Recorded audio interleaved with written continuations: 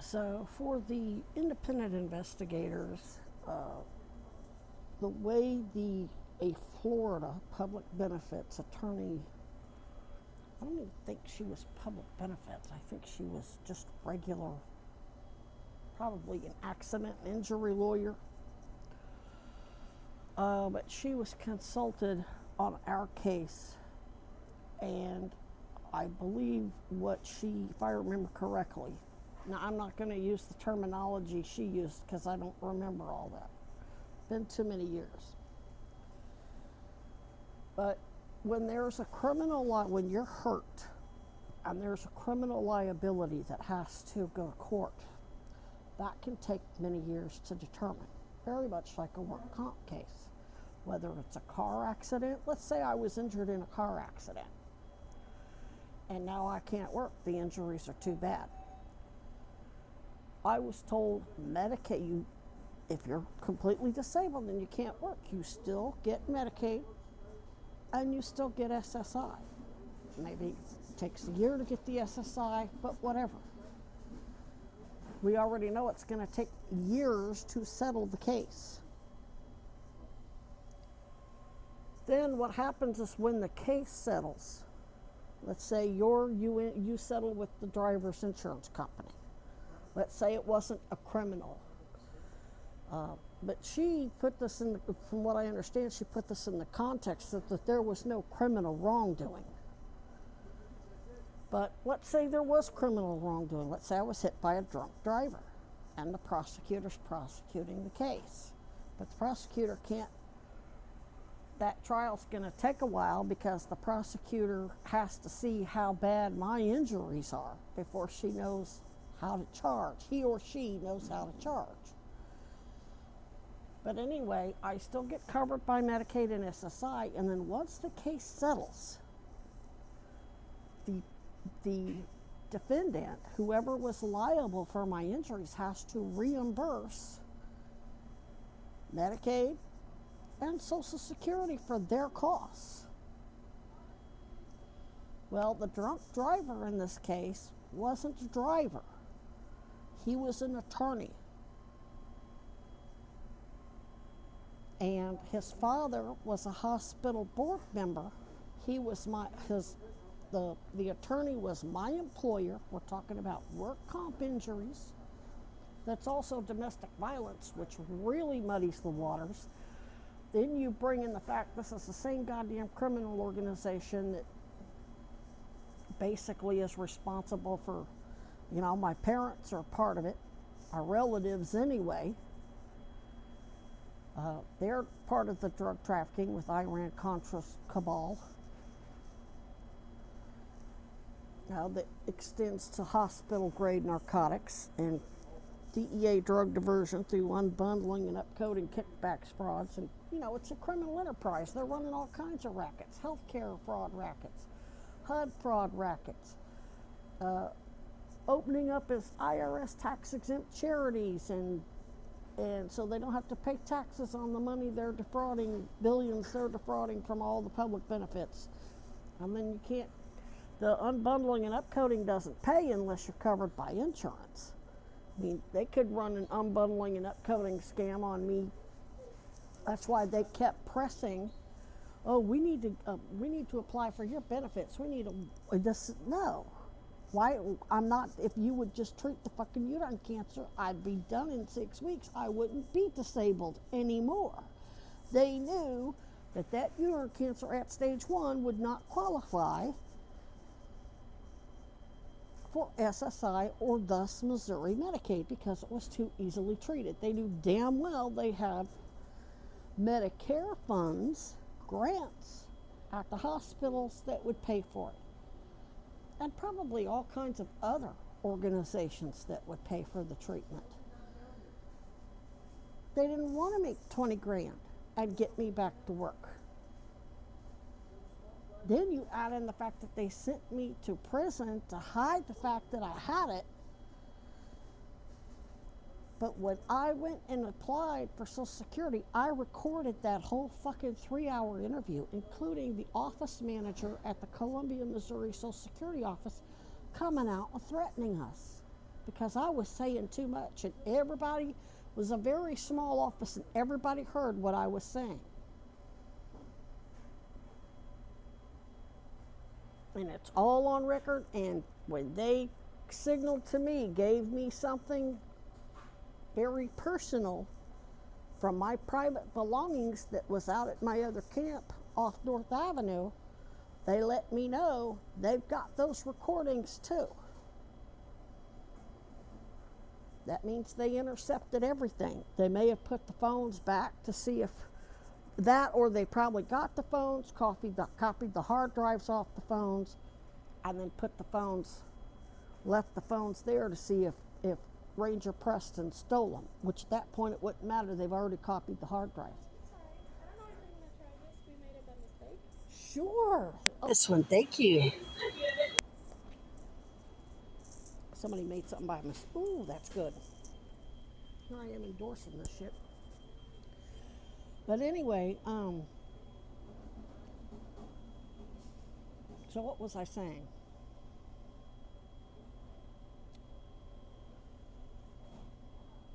Oh, so you add in all the other stuff, but either way, when I was at the Social Security offices in Missouri.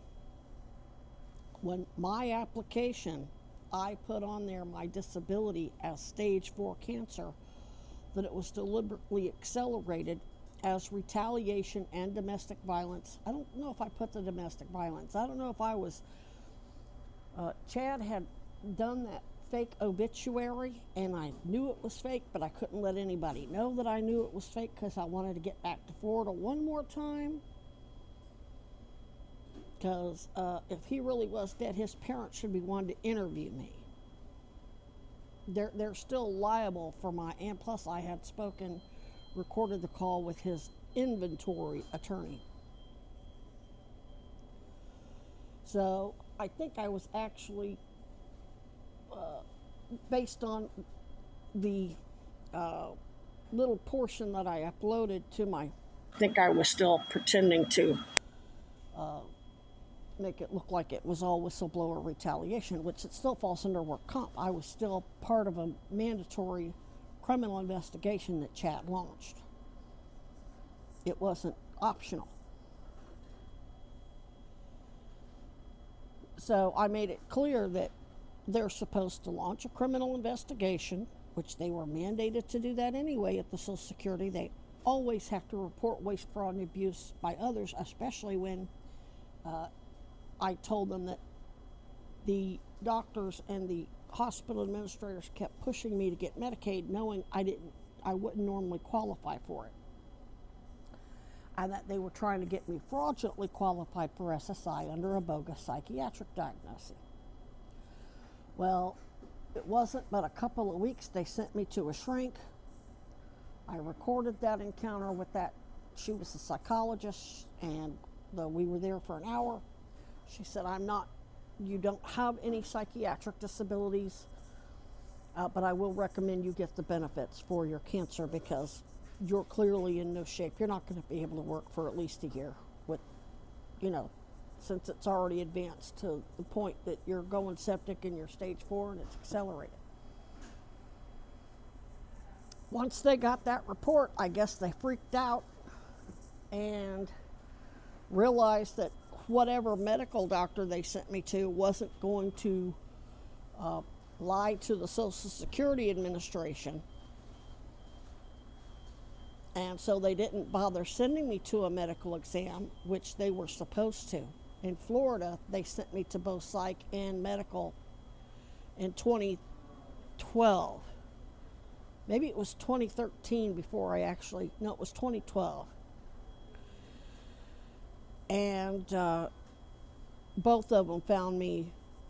The psych said you don't have any psych disabilities, so that they're going to have to deal with that too.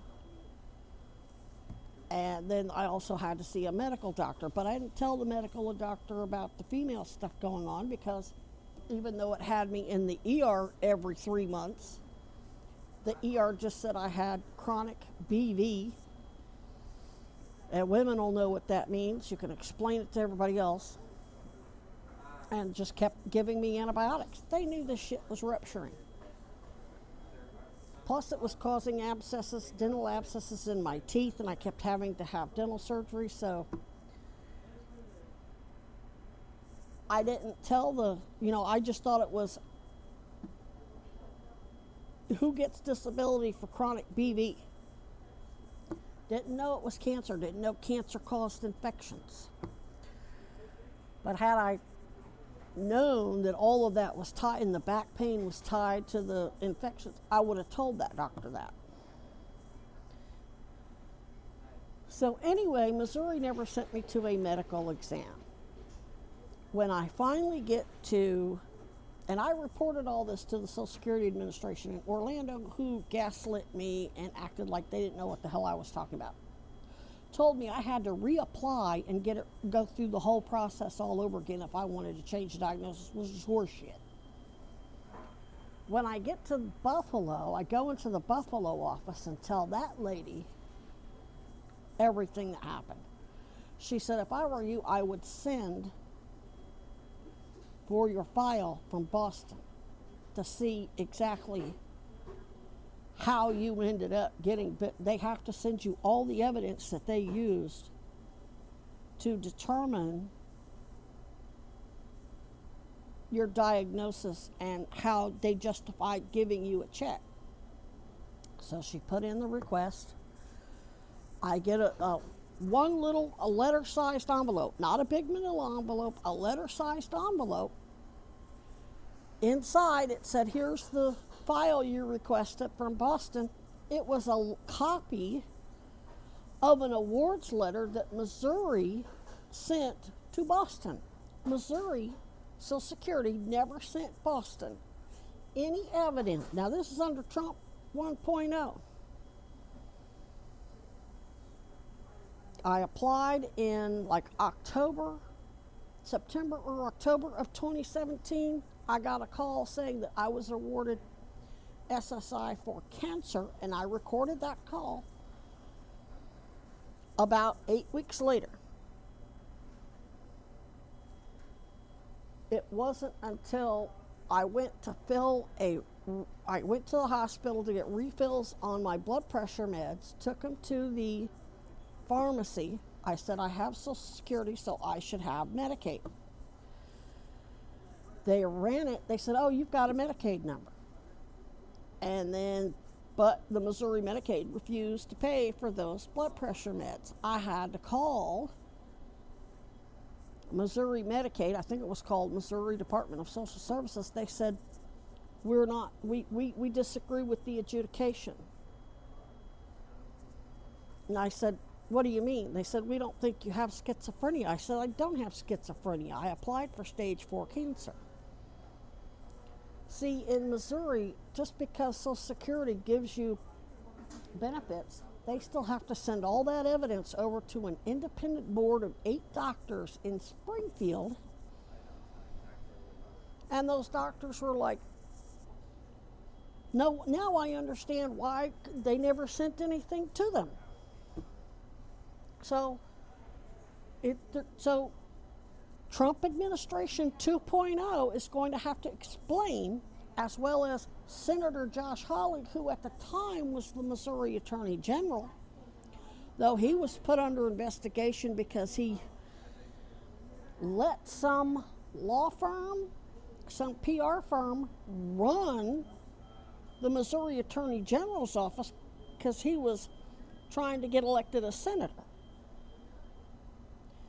trying to kick Clara McCaskill out of her job, which there's no difference between the two. I called Clara McCaskill's office. They gaslit me. I'm not going to go into that. I want to see how they respond. And that call was recorded too. All the calls with Josh Hawley's office, Medicaid Fraud Control Unit. Not to mention you already got the email. So anyway, if they're going to try to say that I'm a fraud in any way, shape, or form, they're going to have to explain why the Missouri Medicaid Board called bullshit and refused to cover me for Missouri Medicaid, because they actually got no evidence whatsoever that I had schizophrenia. Now, under Social Security rules, if you want to say somebody is disabled with schizophrenia, you have to prove that you tried to treat them with comprehensive inpatient and outpatient, meaning prescriptions, social services, all kinds of different programs. And no matter what you tried to do with that person, they were still unable to have a job. Now, we're talking about a sworn and immunized federal investigator here, whose last job was worked for basically a former DOJ independent investigator, a former Florida state domestic violence prosecutor, a fucking law professor, an Orlando PD bias crimes advisor.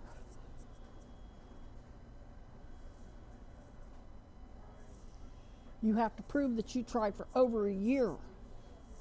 There's no history at any pharmacy anywhere of me being prescribed any type of psych meds,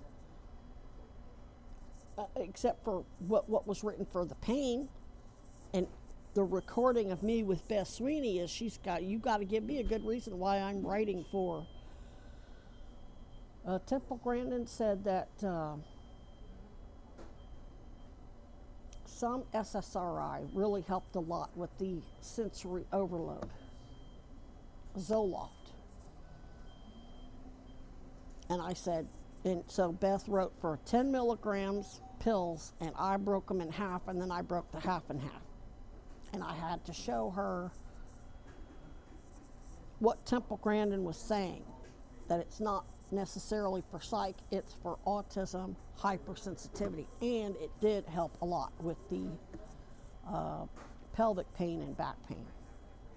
I would say about 2.5 milligrams a day, and then I eventually went off of it because it made me so numb that I went into a depression. So it has to be like, take it for a couple days and then stop for a couple days. Take it for a couple days, and I have to do the same thing with any type of benzo. I can't take it for more than a few days because it ends up doing just the opposite of what it's supposed to do. My savant brain is very important to my identity, and if it starts inhibiting my memory, I don't know who I am. I got no ambition, no nothing.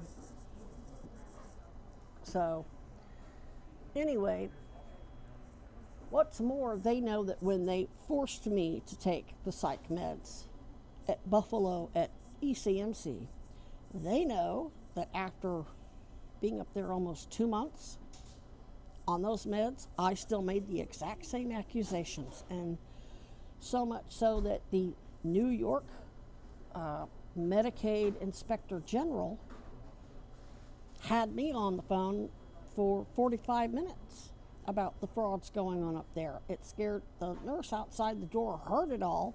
Next thing you know, we have a bunch of administrators coming in there kissing my ass.